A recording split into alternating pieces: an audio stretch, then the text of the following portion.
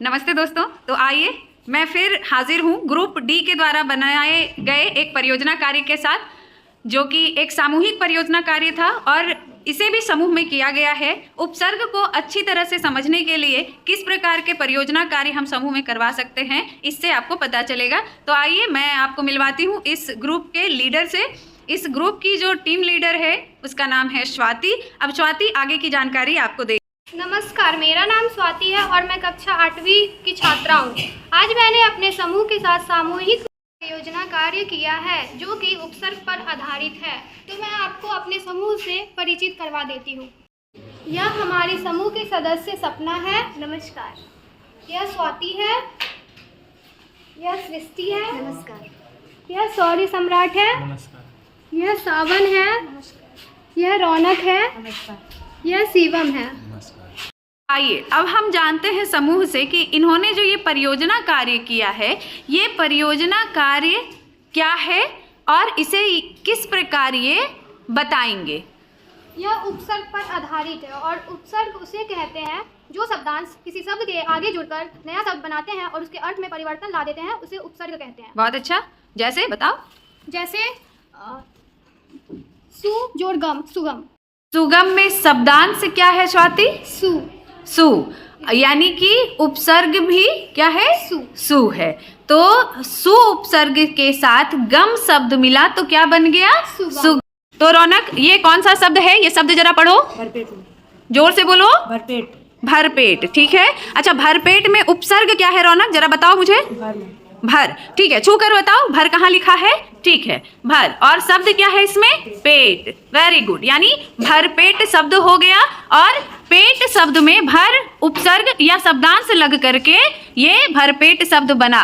तो इस प्रकार आपने देखा कि बच्चों से हम किस प्रकार परियोजना कार्य के द्वारा किसी भी विषय को आसानी से खेल खेल में सिखा सकते हैं। ऐसे कार्य को करने में बच्चों को बहुत आसानी होती है और उनको बहुत मजा आता है, और ऐसे कार्य करने में बच्चे बहुत बढ़ चढ़ के हिस्सा लेते हैं और बच्चों को सीखने में भी आसानी होती है। तो ये थी हमारी सपना, स्वाति, इसका भी नाम स्वाति है, सृष्टि, शौर्य, सावन, रौनक और शिवम। ये इस ग्रुप के सदस्य थे जिन्होंने ये कार्य किया। मैं इन सबका बहुत बहुत धन्यवाद करती हूँ कि बच्चों ने इतना मेहनत करके ये सब बनाया और हमारे सामने एक उदाहरण के रूप में प्रस्तुत किया।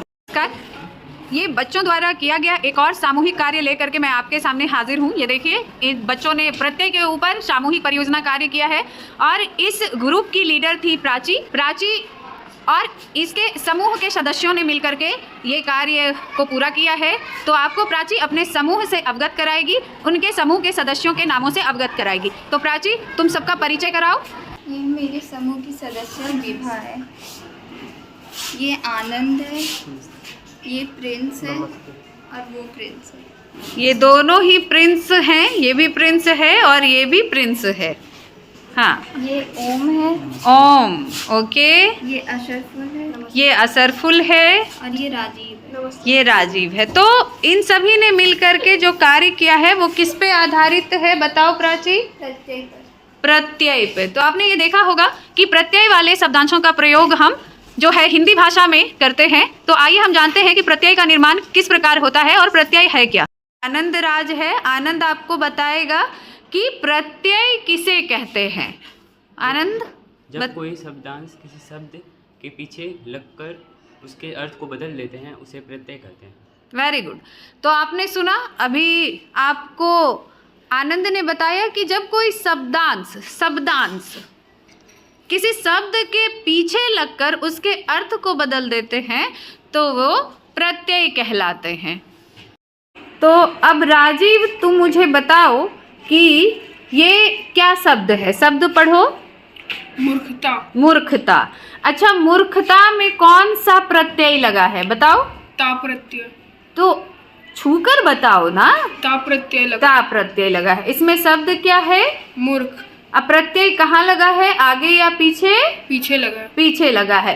तो मूर्ख में ता प्रत्यय लगकर मूर्खता बन गया। तो देखा आपने मित्रों कि मूर्ख एक शब्द है। मूर्ख आप जानते हैं कि किसे कहते हैं? जिसमें अक्ल की कमी होती है, और इसके साथ में जो है ता प्रत्यय लगा तो मूर्खता बन गया, और मूर्खता जो है अर्थ में बिल्कुल भिन्न हो गया।